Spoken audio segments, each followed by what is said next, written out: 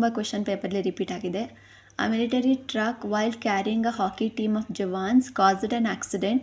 Karan, a pedestrian, died in the accident. His wife has sued the central government for compensation. Will she succeed? ಯಾವುದೇ problem ಓದಿದ ತಕ್ಷಣ ನಿಮಗೆ ಅದು ಯಾವ ಕಾನ್ಸೆಪ್ಟಲ್ಲಿ ಕೇಳ್ತಾ ಇದ್ದಾರೆ, ಯಾವ ಪ್ರಾವಿಷನ್ಗೆ ಅದು ಅಪ್ಲಿಕಬಲ್ ಆಗುತ್ತೆ ಅನ್ನೋದನ್ನು ನೀವು ಫಸ್ಟು ತಿಳ್ಕೊಬೇಕಂದ್ರೆ ಕಾನ್ಸೆಪ್ಟ್ಗಳನ್ನ ಚೆನ್ನಾಗಿ ಓದ್ಕೊಂಡಿರಬೇಕು. ಸೊ ಇಲ್ಲಿ ಸೂಟ್ ದ ಸೆಂಟ್ರಲ್ ಗೌರ್ನಮೆಂಟ್ ಅಂತ ಬಂದಾಗ ಸ್ಟೇಟ್ ಲಯಬಿಲಿಟಿ ಬರುತ್ತೆ, ಆರ್ಟಿಕಲ್ 300. ಸೊ ಈ ಪ್ರಾಬ್ಲಮ್ಗೆ ನೀವು ಫಸ್ಟು ಇಶ್ಯೂನ ಫ್ರೇಮ್ ಮಾಡಬೇಕು. ಸೊ ಇಲ್ಲಿ ಇಶ್ಯೂ ಏನಿದೆ, whether the central government is liable to pay compensation for the negligence of its employee. So ಇಲ್ಲಿ ಸ್ಟೇಟ್ ಲಯಬಿಲಿಟಿ ಬರೋದು ಮಾಸ್ಟರ್ ಸರ್ವೆಂಟ್ ರಿಲೇಷನ್ಶಿಪ್ ಬರುತ್ತೆ. ಜೊತೆಗೆ ಇಲ್ಲಿ sovereign function and non sovereign ಫಂಕ್ಷನ್ಗೆ ಡಿಫ್ರೆನ್ಸ್ ಗೊತ್ತಿರಬೇಕು.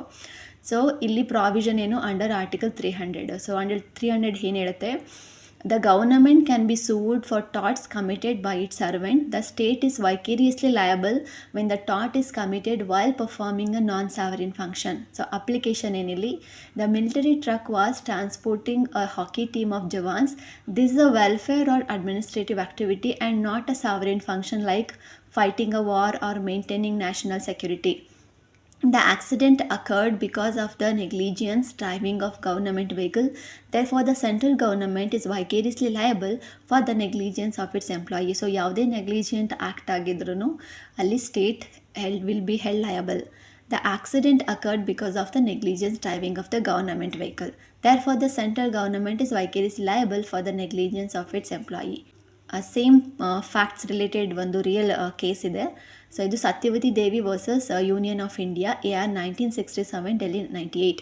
ಸೊ ಇಲ್ಲೇನಾಗುತ್ತೆ, ನೀವು ಫುಲ್ ಸೈಟೇಷನ್ ಬರೆಯೋ ಆಗುತ್ತೆ. ಇಲ್ಲ ನಿಮಗೆ ನೆನಪಿಲ್ಲ ಅಂದರೆ just Satyavati Devi versus Union of India ಅಂತ ಬರೆದ್ರೆ ಸಾಕು.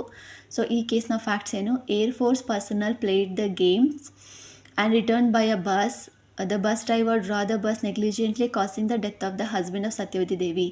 A court held that the Union of India was liable for damages on the ground that carrying on the team to play the matches was not in exercise of sovereign function.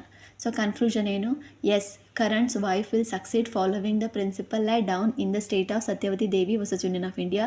The central government is liable to pay compensation because transporting a hockey team is a non-sovereign function and the accident was caused by the negligence of its employee. So ಈ ರೀತಿ ನೀವು ಪ್ರಾಬ್ಲಮ್ನ solve ಮಾಡಬೇಕು. ಮತ್ತು ಕನ್ಕ್ಲೂಷನಲ್ಲಿ ನೀವು ಎಲ್ಲಿ decide ಅಂತ ಕೇಳಿದ್ದಾರೆ, so ನೀವೇನು ಡಿಸೈಡ್ ಮಾಡ್ತೀರಾ ಅನ್ನೋದನ್ನು ಕೊನೆಯಲ್ಲಿ ಬರೀಬೇಕು.